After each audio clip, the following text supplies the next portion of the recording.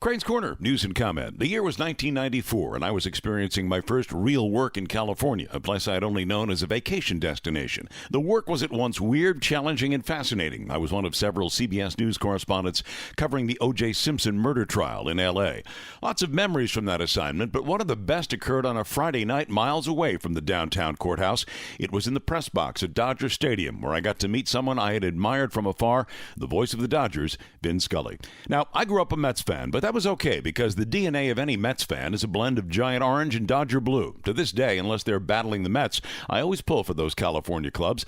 Scully, in our brief encounter, was, as I had always heard, the consummate gentleman. He was quick to introduce me to his dining companion, the Dodgers' late traveling secretary, Bill Delury, with a quip, we'd never get anywhere without him.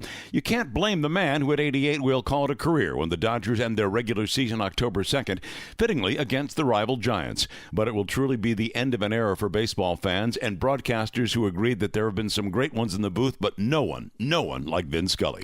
In 1986, about 5 rows from the top of Shea Stadium, I watched one of those incredible baseball moments when Mookie Wilson's grounder slid through Bill Buckner's legs, allowing the Mets to stay alive and later win the World Series. Dramatic as the moment was, it seemed so much more of a nail-biter when I watched the tape of Vin Scully describing on videotape what I had seen hours earlier live. Who could forget his incredible call of the Kirk Gibson home run that polished off the Mets in the NLCS in 1988. Scully's description of Hank Aaron's record-breaking 715 was brilliant, not for what he said, but what he didn't, allowing the roar of the crowd to seal the moment.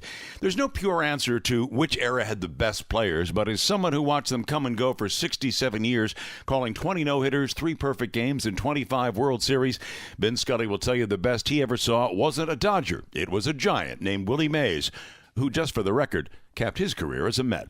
Thanks for the memories, Mr. Scully. Crane's Corner, news and comment.